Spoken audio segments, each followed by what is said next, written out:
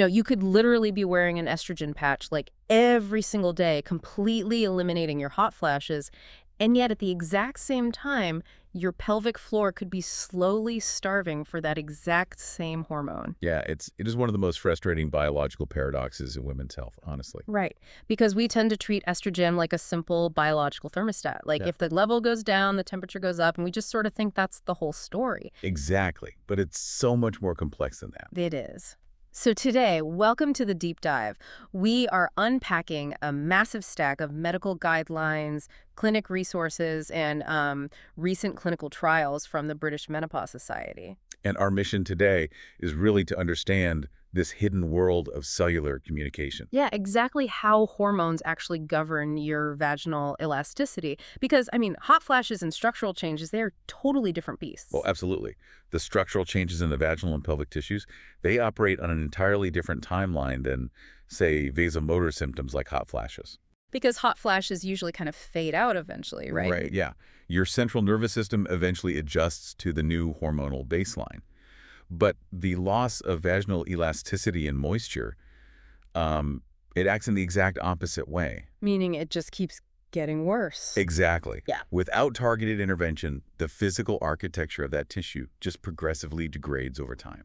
Okay, so to understand how that structure breaks down, we really have to look at the backline. Like, how does it stay up in the first place? Right. And looking through the clinical descriptions of the vaginal ecosystem in our sources, the sheer volume of hormone receptors clustered down there is staggering. It really is. I was thinking of it like, think of estrogen as this aggressively busy construction foreman. I like that analogy. Right. Every single month, this foreman is on site, blowing a whistle, commanding your cellular workers to, build and maintain the local infrastructure. Yeah, and the workers answering that whistle are specifically your fibroblasts. Fibroblasts. Got it. Yeah.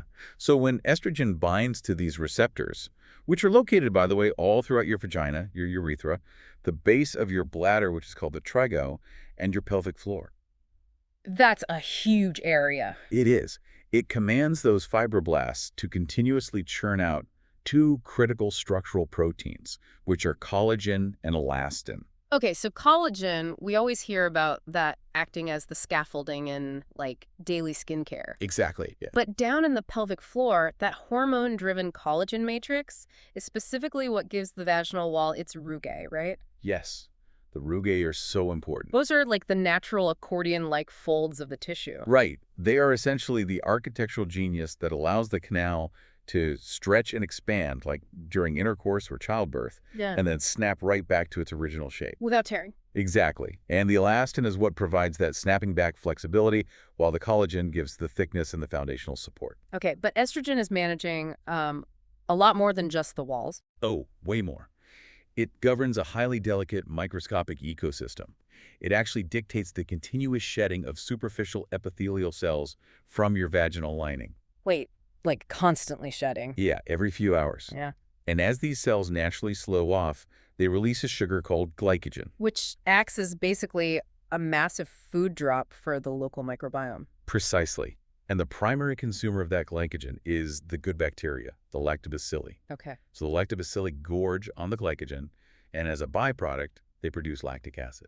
Oh, wow. So that's what keeps the pH so acidic. Exactly. This incredibly efficient biological loop keeps your vaginal pH hovering somewhere between 3.8 and 4.5. Which is pretty acidic. It is. And that acidic environment is your ultimate passive defense mechanism. It makes the real estate entirely inhospitable for harmful bacteria or yeast to, multiply and cause infections. That is fascinating. But, when we think of this whole intricate process, we instinctively credit estrogen with doing all the heavy lifting. Right, culturally, we really do. But looking at the clinical data across these papers, there is this massive surprise hiding in plain sight. The testosterone. Yes. Before menopause, you are actually producing 3 times as much testosterone as estrogen. Yeah, we culturally gender our hormones to our own medical detriment, honestly. Right. Because androgens, specifically testosterone and DHEA, are absolutely fundamental for female pelvic health. Estrogen is heavily focused on managing those mucosal layers and the surface moisture we just talked about. Okay. And the testosterone. Testosterone receptors are deeply embedded in the underlying smooth muscle layers and that dense, deeper collagen matrix. Aha, so they work together. Exactly.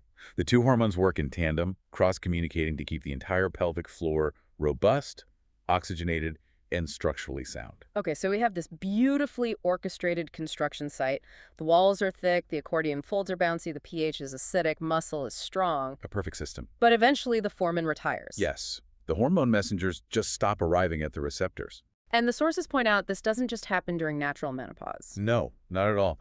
It happens if you have your ovaries surgically removed or if you undergo breast cancer treatments that suppress estrogen. Like chemotherapy or aromatase inhibitors. Right. And when those signals vanish, the biological fallout is incredibly specific. So what exactly happens? Walk us through that cascade. Well, it's a literal cascade of structural failures. When the estrogen and testosterone signals disappear, your hard-working fibroblasts essentially go dormant. They just clock out. Basically, yeah. Mm-hmm. They physically change state and become what we call fibrocytes. The production of fresh collagen and elastin grinds to an absolute halt. Oh, wow. And it gets worse. The existing collagen fibers, the ones providing your tissue's thickness, begin to undergo a process called hyaluronization. Hyaluronization, that sounds intense. It means they essentially fuse together into a stiffer, more rigid glass-like structure. Mm-hmm. And simultaneously, the remaining elastin fibers start to fragment and break down. Okay, so because the collagen is fusing and the elastin is fragmenting, those accordion-like folds, the rugae, they just flatten out. Exactly. They disappear. The tissue loses its ability to expand, which means the vagina literally shortens and narrows. So what does this actually feel like? We're talking about cellular fusing, but how does that translate to someone's daily life? Well, the tissue goes from being thick and robust to becoming incredibly pale and friable. Friable. Yeah, that's the clinical term for fragile tissue that microtears and bleeds under even like minimal friction. Oh, man. And this whole structural collapse brings on genitourinary syndrome of menopause, or GSM.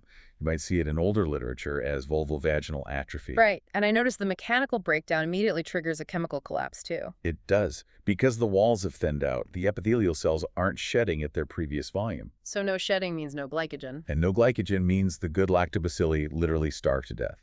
Yeah. Without them producing lactic acid, your vaginal pH steadily rises above 5. You completely lose your acidic protective barrier. And the clinical guidelines make it very clear that this isn't just about experiencing dyspareunia or painful sex. No, not at all. It's so much broader than that. Right, because the thinning of the tissue and the higher pH means your urinary tract is suddenly highly vulnerable. Exactly.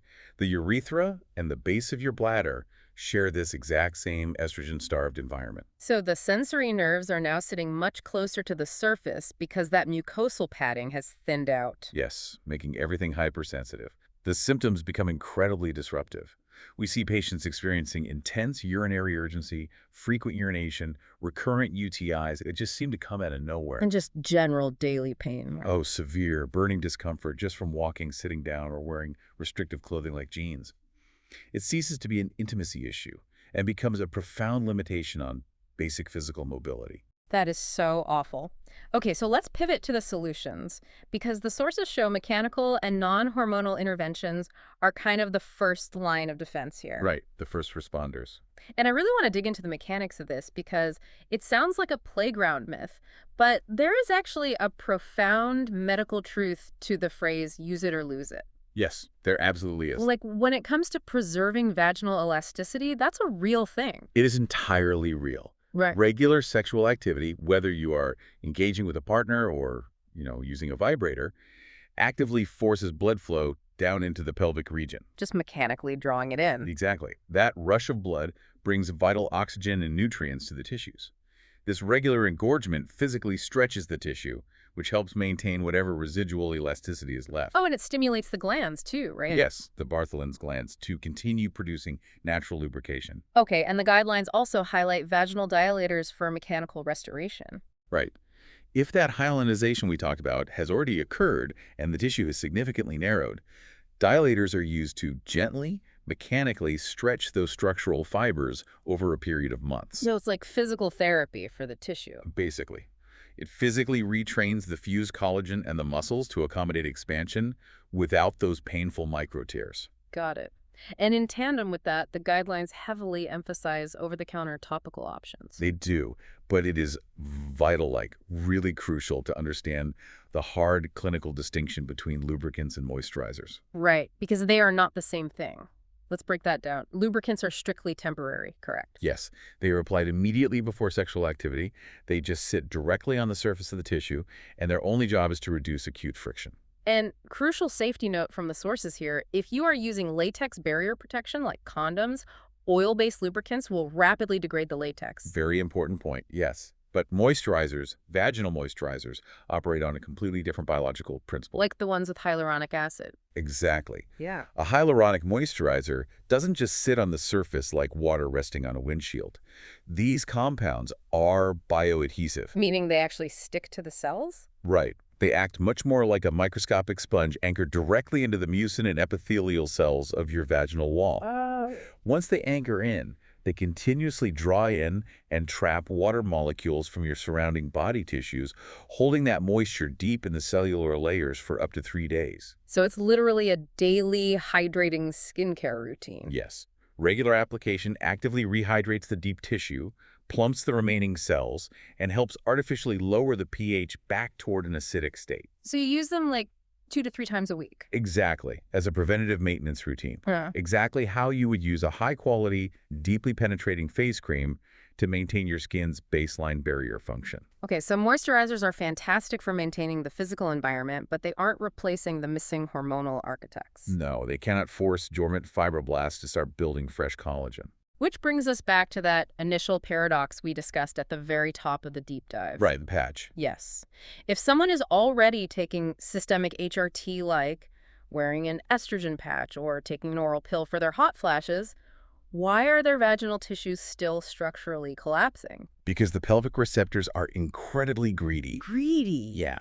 Clinical statistics reveal that up to 25% of women taking systemic HRT still experience persistent, worsening genitourinary symptoms. 25%. That is a lot of women falling through the cracks. It is. When you absorb estrogen systemically through a patch, gel, or a pill, that hormone has to circulate through your entire bloodstream. It is utilized by your brain, your heart, your liver, your bones. So by the time it gets down south. Exactly. By the time that diluted circulation reaches the incredibly dense cluster of receptors in your pelvic floor, the systemic dose simply isn't high enough to break the fibroblasts out of their dormancy. So the solution is highly targeted, local HRT. Right. You apply the estrogen directly to the starved receptors. Using things like vaginal creams, like a strass, or tiny dissolving tablets like Vagifem. Or flexible silicone rings like S-string that sit in the upper vagina and release a microdose continuously for 90 days. And the safety data on this is honestly one of the most reassuring parts of the research we looked at. Oh, it's incredible. Because you are delivering the hormone exactly where it is needed, bypassing the digestive system and the general bloodstream, the effective dose is staggeringly low. Yeah, let me share this stat from the papers because it blew my mind. If you were to use a standard 10 microgram vaginal estrogen tablet twice a week consistently for an entire year, Right. the total cumulative amount of estrogen you have introduced into your body is equivalent to taking just one single 1 milligram oral HRT pill. One pill. Over a whole year. That's nothing. Right. The systemic absorption into your general bloodstream is practically negligible. It stays isolated in the pelvic Because compartment. it's totally localized. Exactly. It immediately thickens the epithelium, wakes up the fibroblasts to start generating collagen and elastin, triggers the release of glycogen, To feed the lactobacilli. yes, and drives the pH back down. You are fundamentally rebuilding the localized tissue architecture without flooding the rest of your body's systems with hormones. Which is amazing. But that brings us to endocrinology, which I have to say this might be the most elegant biological mechanism we covered today, That was brilliant. because we established earlier that testosterone is equally critical for the muscle and collagen density. Right. But if local estrogen creams only replace the estrogen, you are only solving half the equation. Exactly. And that is where DHEA or progesterone inserts come in. Okay, break that down for us. What is DHEA? DHEA is a precursor hormone. When you place a DHEA insert into the vagina, the molecules enter the vaginal cells. Endocrinology is the science of hormones being synthesized, utilized, and deactivated entirely within the borders of a single individual cell. That sounds like science fiction. I know, but it's real. The specific enzymes inside your vaginal cells take that DHEA precursor and convert it into both estrogen and testosterone. Wait, tailored to what it needs. Yes, perfectly tailored to the exact amounts that specific cell requires at that very moment. Okay, wait, let me challenge this though. If we are generating actual estrogen and testosterone inside a vaginal cell, what is stopping those newly minted hormones from diffusing right back out of the cell and into the bloodstream? That is the big question. Right. Because for a listener who might be navigating, say, an estrogen receptor positive breast cancer diagnosis, where their oncology team has told them to avoid all estrogen. Right, the idea of their cells suddenly manufacturing it sounds incredibly dangerous. Exactly. But the biological failsafe here is what makes endocrinology so revolutionary. The cell possesses specific enzymes that actively deactivate both the estrogen and the testosterone immediately after they have completed their structural work on the cell's nucleus. Wait, they just dismantle them. Yes, the hormones are structurally dismantled before they can ever exit the cell membrane and enter your blood circulation. That is wild. Right. You achieve the powerful, localized tissue-building benefits of both androgens and estrogens with essentially zero spike in your systemic serum hormone levels. Okay, that is just incredible engineering. But for listeners who might find localized creams or inserts, physically difficult or messy or just uncomfortable to use, the guidelines do highlight an oral alternative, right? Yes, ospemifene. Right. Ospemifene is a selective estrogen receptor modulator, or SERM. Okay, a SERM. Yeah. It is an oral daily tablet that is structurally designed to circulate through your body, but only activate estrogen receptors in very specific tissues. So it bypasses the dangerous areas. Exactly. It bypasses the breast tissue and the uterus entirely, but it acts exactly like estrogen when it reaches the vaginal lining. Oh, perfect. Yeah, it forces the walls to thicken and effectively reduces dyspareunia, offering a real chemical fix for those who strongly prefer an oral route. Okay, so local estrogen, DHEA inserts, and SERMs are all brilliant for chemical restoration. But what if a patient cannot, or simply chooses not to, use any form of hormone therapy at all? Then we look to the physical technologies. Right, which brings us to the thermal effect and these high-tech horizons detail in the papers, specifically vaginal lasers and labial puffs. Yes. So the exact same dermatological principles used for advanced facial rejuvenation are now being applied down there. To the vaginal canal. Exactly. Practitioners are utilizing fractional CO2 or erbium lasers to bypass the need for hormones entirely. How does that work? The mechanism relies on controlled trauma. Which sounds scary. It does, but it's very precise. Right. The laser is inserted and fires microscopic beams into the vaginal wall, creating thousands of incredibly tiny, controlled thermal injuries, leaving the healthy tissue around them completely intact. Honestly, it sounds totally counterintuitive to intentionally burn tissue that is already fragile and thinning. I know, but you are intentionally tricking the body's innate wound-healing cascade. When the laser creates these microscopic thermal zones, it instantly triggers an emergency response. The tissue experiences temporary edema or swelling, and the body just rushes blood, oxygen, and immune factors to the area. So it forces a repair job. Exactly. This aggressive healing response forcibly wakes up those dormant fibroblasts. They go into overdrive to repair the damage, stimulating intense neocollagenesis. Neocollagenesis, that's the creation of brand new collagen. Yes, tightly woven collagen networks. And neovascularization, which is the sprouting of new, healthy blood vessels. And looking at the clinical trials we pulled, the restructuring is visibly measurable. Like, many patients report a significant return of natural lubrication and a drop in pH as the thickened tissue starts shedding glycogen again. It's very promising. But remaining completely impartial to the clinical guidelines here, we do have to note that while the symptom relief looks highly promising, these laser treatments are still technically considered experimental for this specific use. That's an important caveat. Yeah, the devices are FDA cleared for general gynecological surgery, but they do not yet have specific FDA clearance for treating GSM. It is definitely a therapy that requires detailed discussion with a specialized urogynecologist. Right. We are still building the long-term data on laser efficacy, especially when compared to the decades of robust safety data we have established for localized estrogen therapies. Absolutely. Okay, moving from the internal structure to the external architecture, the sources also detail the functional importance of the labia majora. Yes, the outer architecture. Because collagen and fat don't just disappear from the internal canal, they deplete heavily from the outer labia as well. They do. And the procedure being used to combat this is called a labial puff. Right. And when we talk about the outer labia losing volume, it is vital to understand that this is far more than just an aesthetic concern. It's functional. Highly functional. Your labia majora contains specialized fat pads that act as a crucial physical shock absorber. Like actual padding. Exactly. They're anatomically designed to protect the highly delicate internal structures, the labia minora, the vaginal opening, and the clitoral hood, from direct friction. So when that collagen and fat deplete, Those sensitive internal tissues become entirely exposed. They rub directly against your clothing during exercise, walking, or literally just sitting at a desk, causing chronic irritation and microabrasions. ouch. And the labial puff procedure, looking at the literature, it utilizes hyaluronic acid dermal fillers. Right. Literally the exact same biocompatible gels someone might have injected into their cheeks to restore facial volume.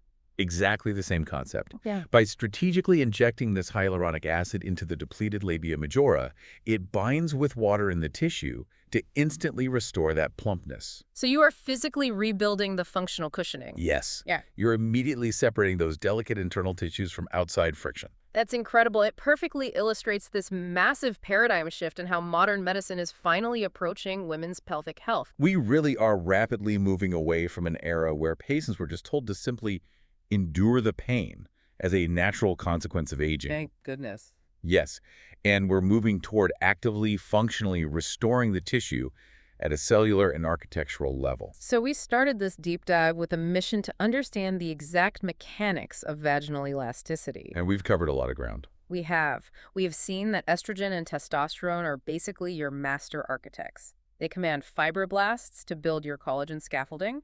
They maintain the bouncy elastin of your rugae, and they feed the lactobacilli to keep your ecosystem fiercely protected. But when those hormones vanish, the structure shrinks, the tissue fuses together, and the environment becomes hostile. Right. But the major takeaway from all these sources is that the architecture can be rebuilt. Absolutely. Mhm. Whether you are retraining the tissue mechanically with dilators or deeply hydrating with bioadhesive hyaluronic moisturizers, Or targeted repairing with ultra-low-dose local estrogen. or utilizing the intracellular magic of DHEA, or triggering neocollagenesis with thermal lasers. The blueprint of your pelvic floor is highly responsive and highly treatable. It's not something you just have to live with. Definitely not.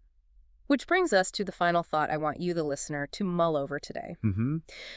We spend an exorbitant amount of time, energy, and money applying collagen creams, antioxidant serums, and targeted treatments to our faces to preserve our skin's elasticity as we age. It is a heavily normalized, multi-billion-dollar routine of daily maintenance. Very true. But considering the profound, undeniable impact that vaginal elasticity has on your daily physical comfort, your basic mobility, your urinary tract health, and your intimate life, isn't it time we started viewing pelvic and vaginal longevity with the exact same level of routine care, unapologetic investment, and deep scientific curiosity?